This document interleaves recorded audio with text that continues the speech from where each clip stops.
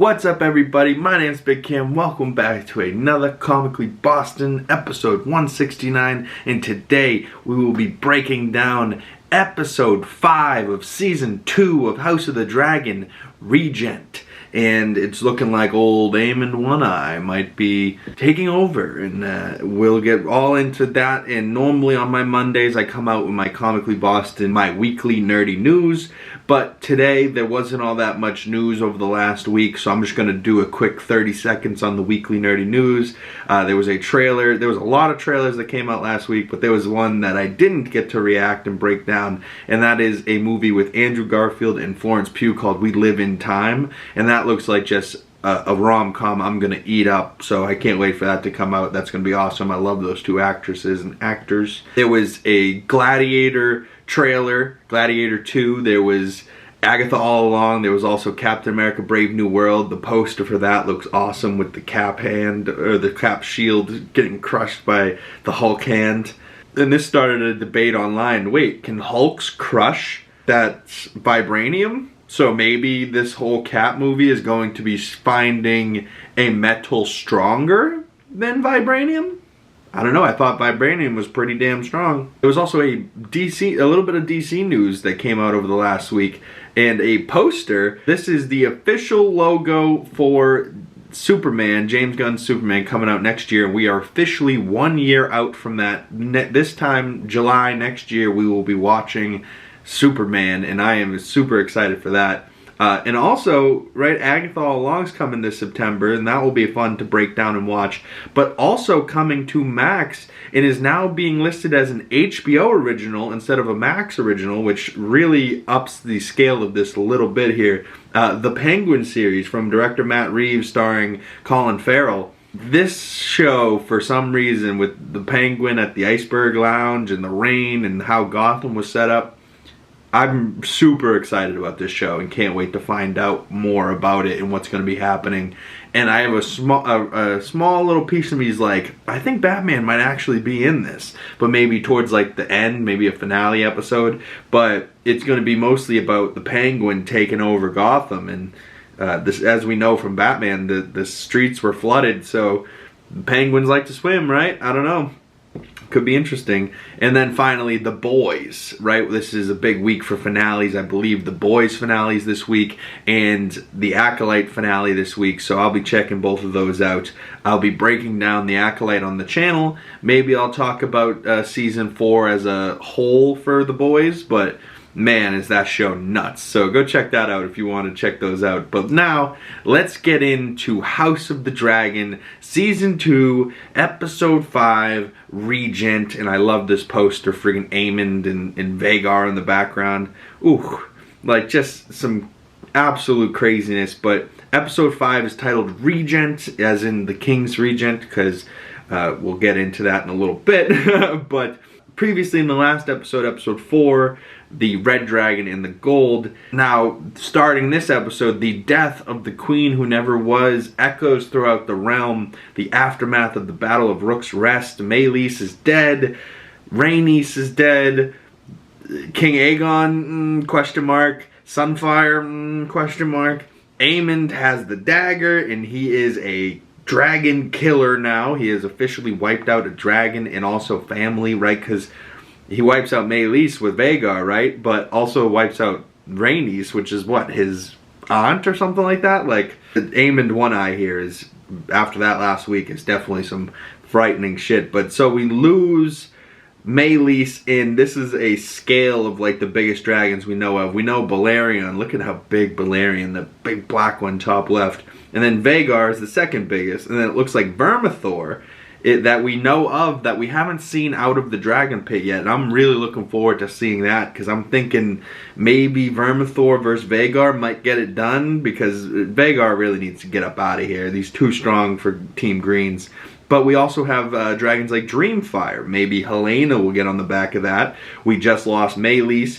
Drogon was Daenerys' dragon. I believe also Rhaegal was one of her dragons. Caraxes is Daemon's dragon. Seasmoke was Laenor's dragon. We still don't know if he's going to be gone forever, or if he might come back in this dragon battle at some point. And then there's Cyrax, which is Rhaenyra's dragon. But as far as like what we know right now in dragons that we might be seeing in this battle here, we've seen Meleys versus Vhagar, Caraxes Daemon's dragon, Vermax, which I believe is Jace's dragon, Arax, which is dead, that was Luke's dragon, Seasmoke, which is riderless, Cyrax, which is Rhaenyra's dragon, Sunfire, which might be down, might be dead, might be dying.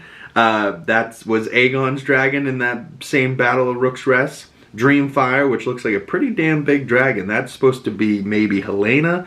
Tessarion, which is their brother we haven't seen yet, Daeron's dragon. Silverwing, which I believe is in the dragon pit. Same with Vermithor. The Cannibal, I think, is on Dragonstone somewhere. And there's also the Grey Ghost and Sheepstealer, all riderless that could be finding dragon riders. And that's really where the next episode might come in. But one of the last shots we saw in the previous episode was King Aegon wrapped around the clutches of Sunfire's wing, and the poor golden Sunfire is really struggling to breathe, and poor Aegon's there covered in King Aegon the Conqueror's armor. Ooh, and we'll see what happens and where this all led to last episode and the aftermath of that in this episode. But we open on Driftmark. Corlys, sad and just, you know, finding out that Rhaenys is dead, and oh, he's devastated. We cut to a shot of Rhaenyra. She's also sad. But then we cut to Meleys's head getting paraded through the streets by Gawain and the Hightowers and Sir Criston Cole. They chopped off the head of Meleys and brought her back. And ooh, it is terrible. The head is like crispy still, and it's like smoking, like it's still a little bit on fire. And there's bugs already on it because it's rotting. And just terrible, man. Just absolutely terrible. And the people in the streets think it's a bad omen. Mark my words, this is a black omen. And it probably is. It probably means that, hey, if dragons are fighting dragons and there's dead dragons throughout the streets of King's Landing, this ain't good. We see a kid say to Hugh Hammer, "I thought the dragons were gods." And Hugh Hammer just describes it and just looks in awe and goes, "It's just meat." I thought the dragons was gods. It's just me.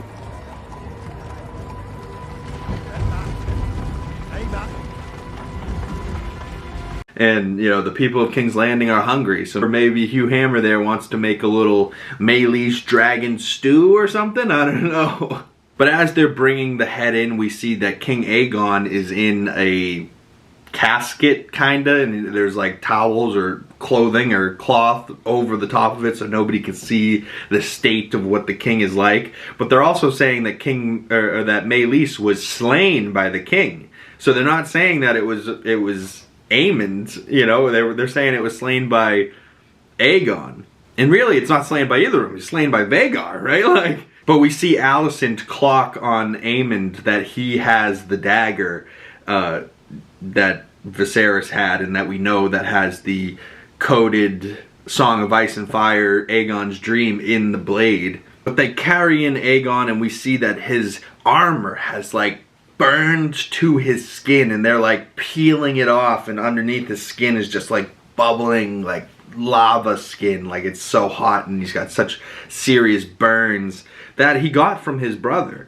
And Alicent's standing there like in shock, and Aemond walks in to see what he did to his brother, and he seems to have no real remorse on his face. He's kind of looking at it like, oh brother, but he's also like, yeah, I did this, I'm king now, fuck you. And then he looks over at Alicent and like, we must have someone rule in his stead, aka the King's Regent, the title of this episode. But then we see Sir Criston Cole cleaning his sword with lemon and salt, which I thought was hilarious, because I'm pretty sure that's like a Deadpool reference. Lemon and salt for blood. Like, no, it's probably not a Deadpool reference. I think it's common knowledge that blood stains come out with lemon and salt. But he's doing this to his sword. He's cleaning his sword. And Alicent walks in and asks him what happened. And he says, They lost 900 men taking the castle. He left behind a small garrison and Sunfire. Sunfire was longing in the dying, he says. I don't know what long in the dying means, but I'm guessing maybe Sunfire's gonna live. But in the book, Sunfire remains grounded and just starts eating the sheep around Rook's Rest. So maybe that's all Sunfire's up to now. Maybe he'll never fly again and he'll just get fat and die at Rook's Rest.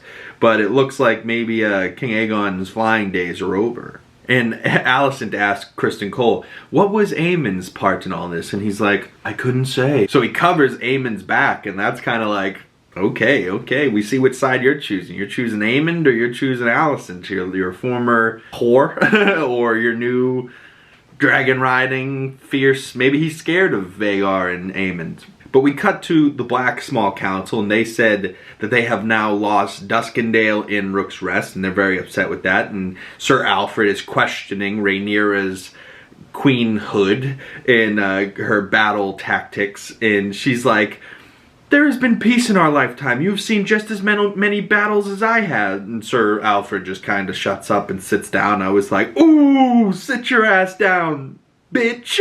Like, shout out Rhaenyra. Rhaenyra, you're a beast. Then we cut to Jace, and he's talking to Baela, and he says he wants to go talk to Daemon and treat with him, and we need to find out what he's doing at Harrenhal, and we need to build an army. And Baela kind of stops him and goes, you think you can go and tame Daemon when his own wife, the queen, couldn't do that?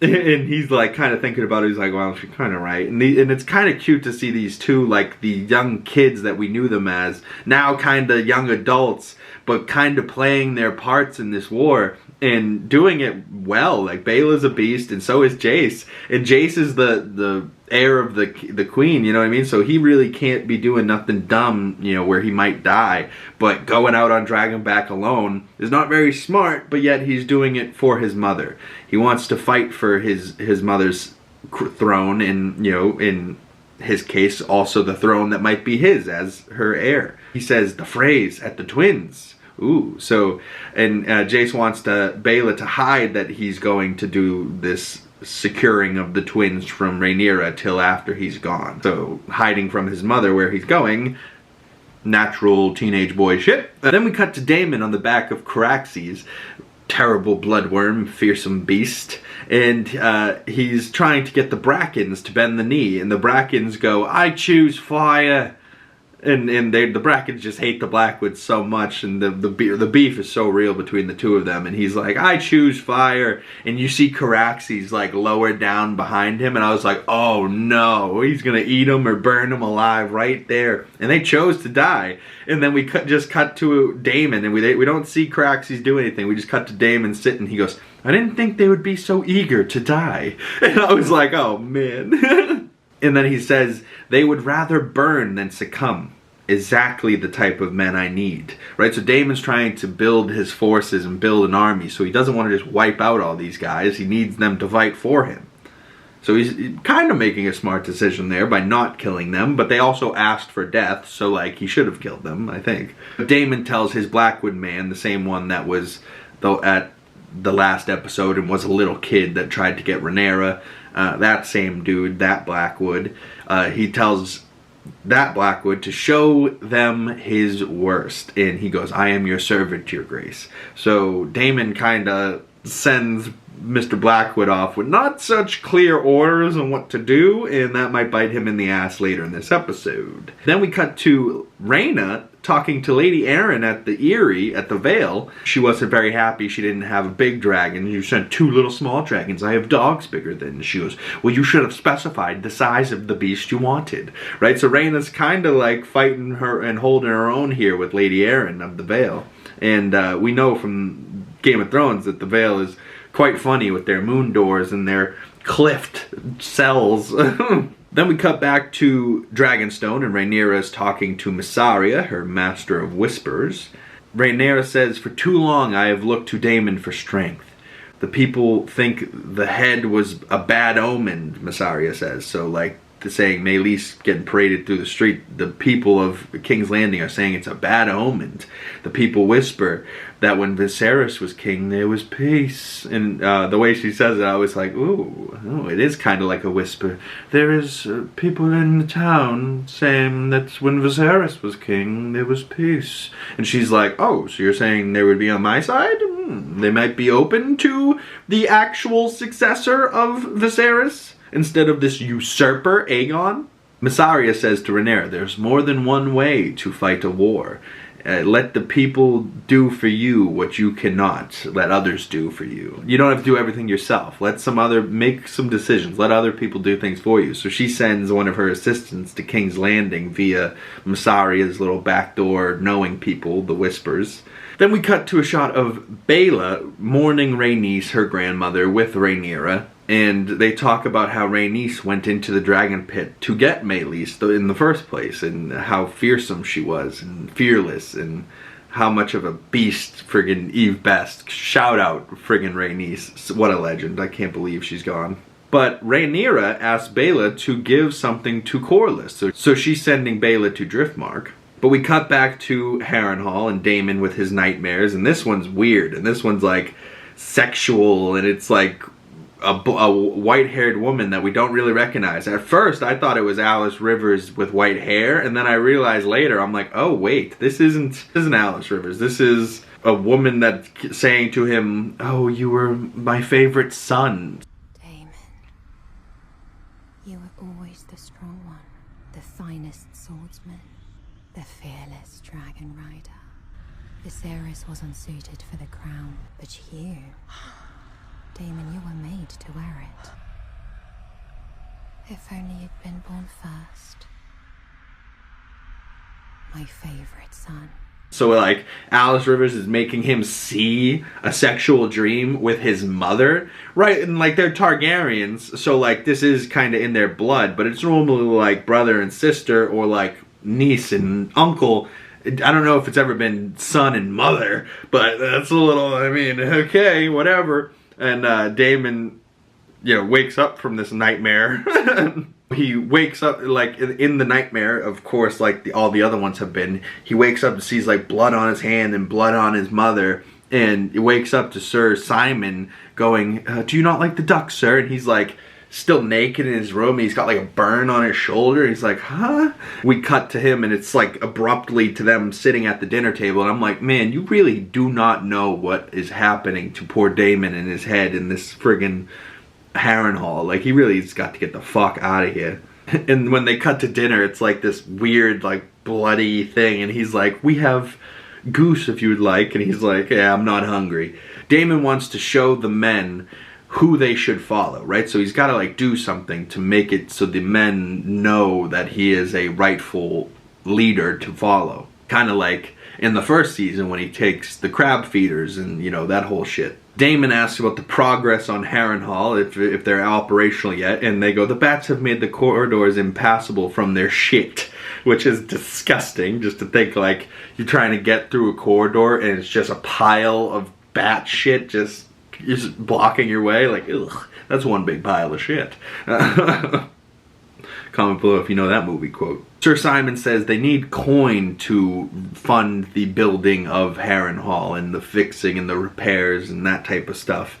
And Sir Simon goes, should we, you know, as the queen, she has coin, maybe we could write to her and ask her. And Daemon real quick goes, no, I'm the king, I will fucking vouch for the money myself. And still, like, where is he getting this money? I don't know. But he does always have gold whenever he needs to hand it to Kingsguard or whoever he needs to get information or sneak in somewhere. And then he goes to Sir Simon, he goes, you shall call me your king. And he goes, but you're a prince. And he goes, what would you call the husband of the queen? And he goes, king. There you go.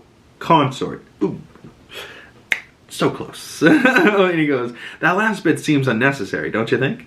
I really thought Sir Simon was dead there. But like, that also shows how this is like a different Daemon. That original Daemon that we knew from season 1 would have lopped off that dude's head and had his tongue. You know what I mean? Like, but in this, he just kind of goes, that seems unnecessary, doesn't it? You know, like, he's kind of like a pussy now. I don't know. He needs to get the fuck out of Harrenhal, I'm telling you what. Like, then we cut to the Green Small Council, and they're about to choose a successor, a King Regent for King Aegon while he is injured and down, and someone needs to rule in his stead while he's down, or maybe not coming back at all, right? So this is going to be the new King Regent, and Alicent thinks it should be herself. She's done it before, and now she thinks it should be her again, and not Aemond, and everyone else thinks it should be Aemond except for the Maester. The Maester is kind of on Alicent's side, but then it comes down to Criston Cole, and he chooses Aemond. Right? And the way that Alicent just stared in the side of his head was so funny to me. And Aemond just sits there quietly the whole time. Larys is on his side. Like, all the people that Alicent was trying to get on her side just didn't really work. And we see Aemond just sitting there all devilish, his scar. Oh, God. He's such a cool looking character. Especially when the eye patch is off and you just see the blue sapphire. Oh, such a badass. Aemond switches sides and goes and sits in the king chair, puts his ball in his little dish, and he's ready to start his first small council meeting, which is, whew. And we cut to, as he starts talking about things and going through what he wants to do and hearing his small council leaders. And he's much more of a king than King Aegon ever was, so it kind of feels more right anyways. But Alicent's now pissed that her son and everyone else is just surpassing her, and now she's just useless. And she sits there just with like this face of just anger, and you just hear like everyone else talking, but you can tell that she's just blind rage and she can't hear anything that's going on. It's fucking awesome. Aemond's first orders as king is to close the gates, nobody in or out without them telling them they can go in or out, and he says cut down the rat catchers. And we cut to a shot of Hugh Hammer and his wife talking, and his wife wants to flee King's Landing, and he says the king hasn't paid yet, and he says he will though. And you know, so we find out that King Aegon, even though saying he would pay for his work, he hasn't yet. And she's like, you can wait for empty promises, then you can feed the mouths of ghosts. And it's like, ooh, okay, so Hugh Hammer's wife's kind of getting to him at this point. But we see Alicent go and talk to Sir Criston Cole as he sees to them cutting down the rat catchers, and we see the frickin' dog running after the cart of the rat catcher's bodies that's rotting and smells terrible, and he's still waiting there for cheese. I've never seen a dog so loyal to someone that kicked them. Oh, terrible. But Alicent kind of presses Sir Criston Cole, and she's like, what happened out there that you're not choosing my side? Have you forgotten about me? And he's like, I saw things. She's like, what did you see, Sir Criston? And he's like, at Rook's Rest, we have given the wars to the dragons. And he puts his head down and just goes, dragon riders should be the ones to lead us, right? So now he's learned that the troops and the soldiers, it doesn't matter when it comes to these dragons, right? Like, it is dragon versus dragon, and dragon shall win. You know what I mean? Like, the last dragon standing is going to be the winner and the victor of this, and it will have nothing to do with the troops like himself, right? So unless Sir Criston Cole can get on Dragonback, I feel like he's going to feel pretty useless the rest of this scenario. And after what he's seen bodies melted with dragon fire. He's seen a guy, entire skeleton and body gone, and just his bones left over in his armor. Like, he's seen some shit after that battle, and he's been in wars before, so he's not like new, not green to battle, but man, is he devastated from seeing this shit. We cut to a shot of Hugh Hammer and his wife and his sick child, trying to leave King's Landing like a bunch of other citizens of the town, and we see them close the gates and lock everybody in. So now these people are hungry, they're locked in, right? So I don't know if this was a smart move by Aemond, but he is in control, but he's also losing his people, right? All these people now are probably going to turn against him and not like what he's up to because, hey, you just locked us in and you're not feeding us and you're not getting us supplies, but he does have Vhagar, so people probably still fear him. Then we cut to Jace at the Twins, and he's talking to the Freys, and we see his dragon, Vermax, I believe is his name, overlooking the Twins, and we see the bridge there, and they're kind of a main passageway through, so the Freys have some power here, and he's trying to use the Freys and the Twins to open their passage to let the North Oldmen, that he's got troops coming from the north, the Stark men, coming down, so he's trying to speed this process up to get those men into battle. Because we're trying to form Team Black over here as Team Green keeps just quadrupling in size every episode. So Team Black's still trying to form an army and get their guys together, and it's just not working out for them. But I do love the shots of the table, and it's like in the sandy pit, but you could tell it's all real, right? Like they're really in chairs at a table on top of stones overlooking this trees and stuff. Like it just looks so damn good.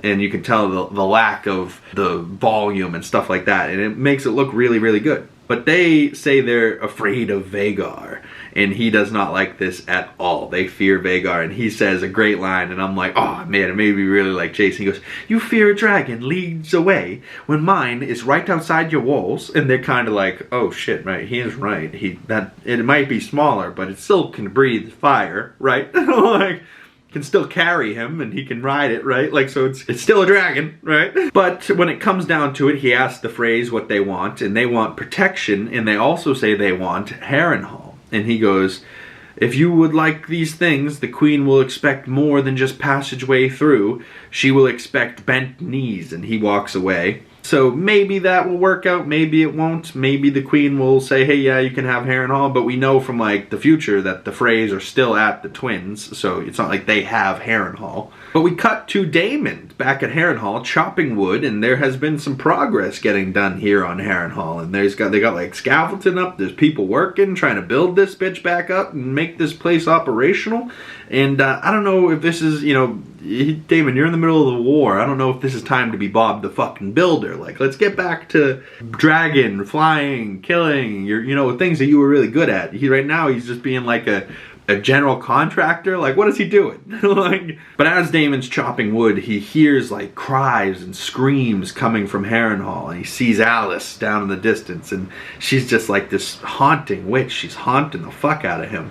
And then she stops him and tends to his hand, and he's got like a cut or like a burn on his hand, so she stops him for a second and starts healing him, and talks to him for a second and says, "Is this what kind of army you want to raise? One that hates you?" And Daemon's like, "The realm will suffer if Aemond One-Eye rules." And Daemon wants to be king, but he wants Rhaenyra to be queen next to him, and we can be king and queen together.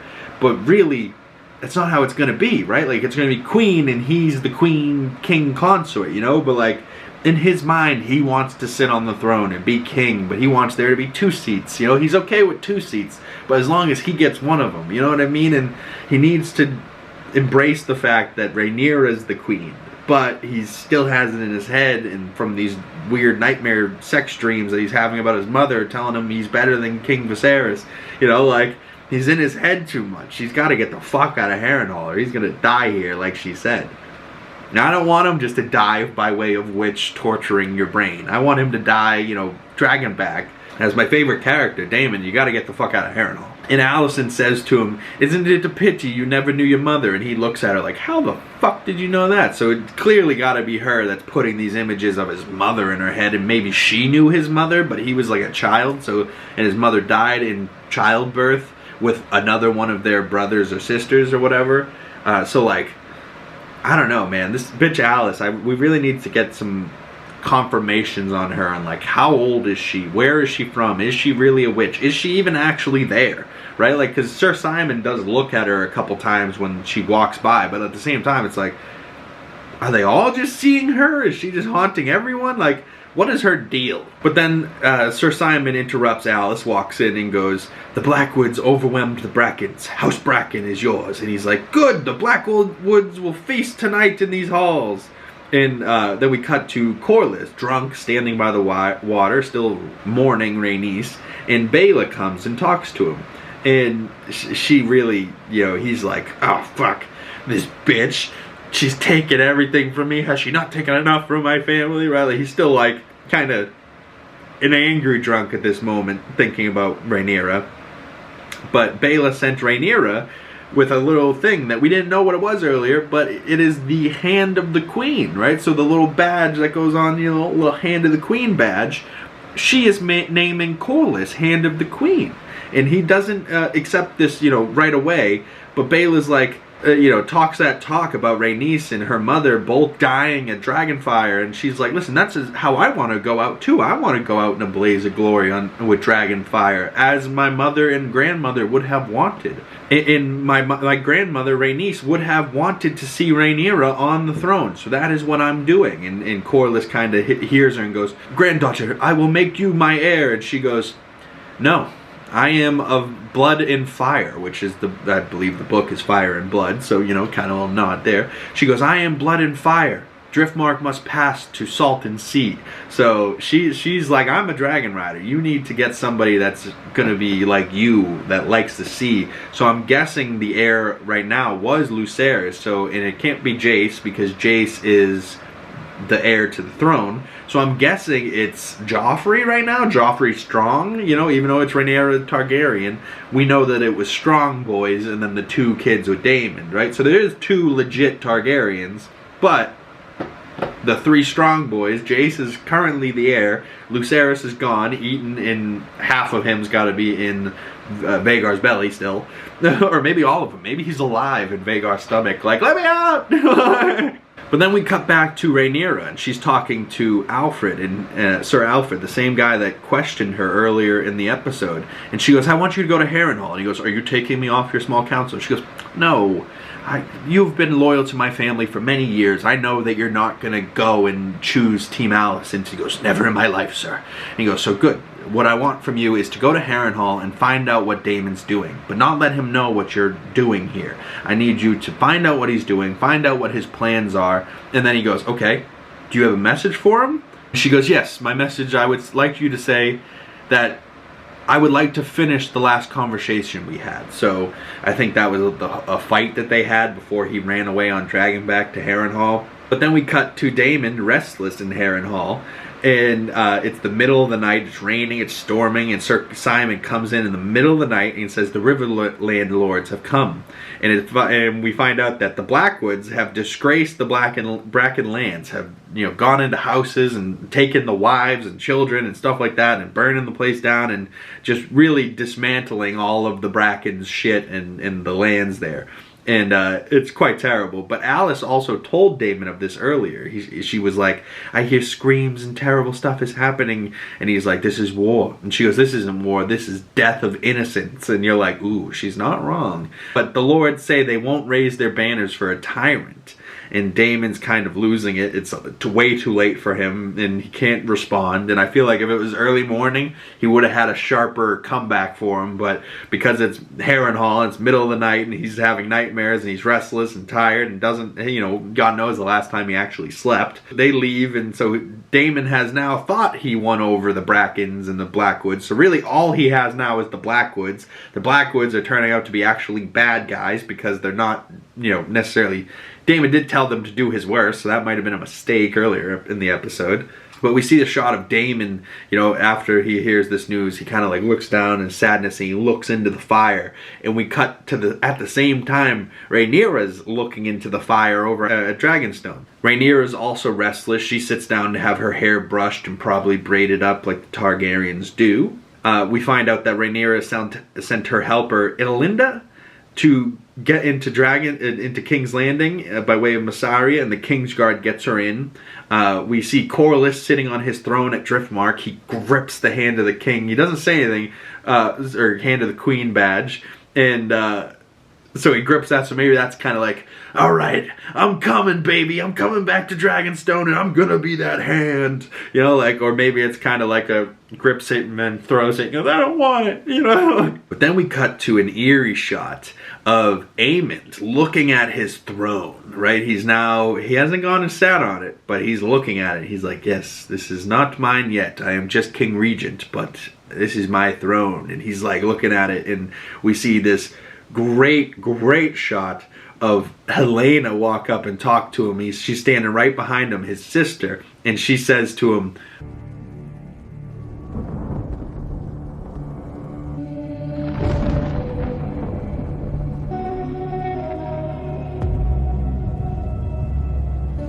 was it worth the price? Was it worth the price? And he kind of just stands there, and the music, it looks so good. Oh, We cut to Alicent, and she's bedside to Aegon, King Aegon, and he's hard breathing, and he looks terrible, and he's wrapped kind of like how Viserys was. So this is now the second time a member of her family is just on death row in this same room, in this same bed, and she's bedside to him. She's like, oh god, poor Aegon's gonna get his King Viserys genes, and he's gonna have one eye and an eroded face. Oh, and he's gonna live for too long. Poor Aegon, I see that in his future. But she like is like caresses his face, and she's kind of sitting there for him. And then as she's walking away, he goes, "Mommy."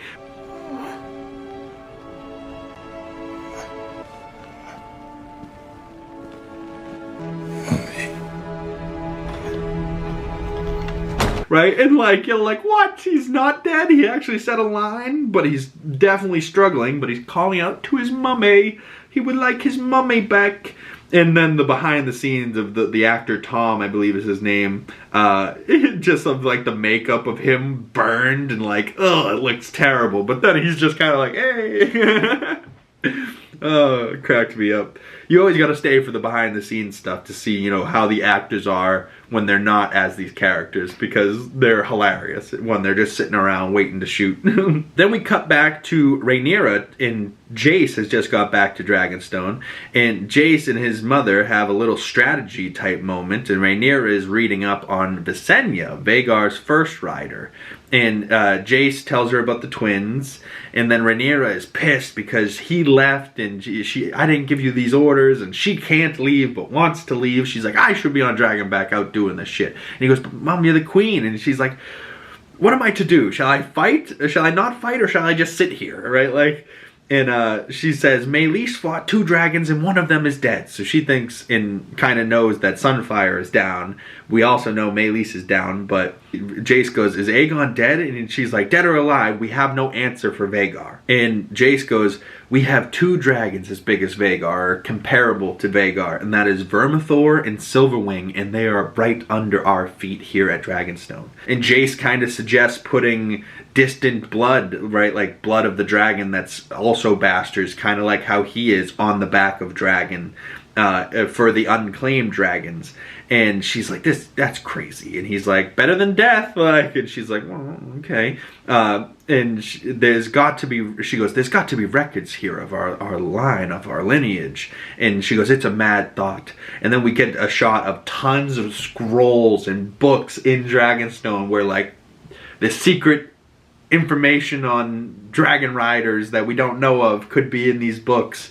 And then we cut to the credits, and I was like, oh god damn. And a little preview for next week, it seems like randos are going to be attempting the claim on dragons, and they also must be prepared to die, because I'm guessing a bunch of them are going to try and tame these dragons and just get wiped out. But, you know, that also makes sense why we've seen shots of that dude at the bar last episode, and Hugh Hammer. Like, what's the deal with these guys? Are they actually Targaryen blood? Will they end up being dragon riders for Team Black? If so, I'm in. Is that what Rhaenyra's woman inside King's Landing is doing? Is she's trying to get Targaryen blood over to Dragonstone?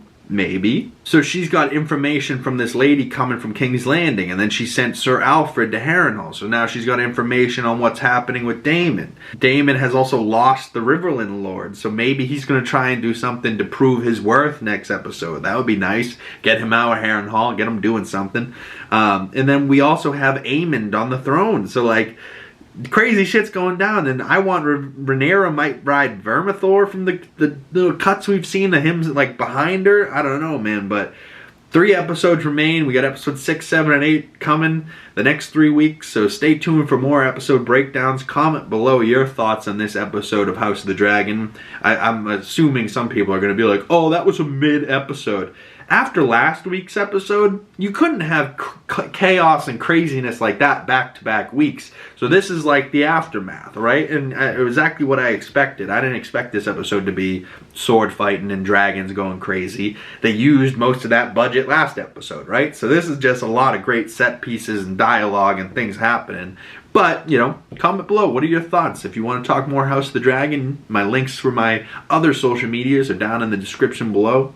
And thank you guys so much for watching. If you want to support the channel more and you've made it this far in the video, you really like House of the Dragon, and you're also a fan of the channel, so I appreciate you. Smash that like button, it goes a long way. Comment below, it helps the channel. Share link, helps the channel. Subscribing if you're new, hitting that bell so you don't miss future videos. All these things is how you can support the channel. And I really appreciate you guys. So I will see you beautiful people in the next episode. Peace.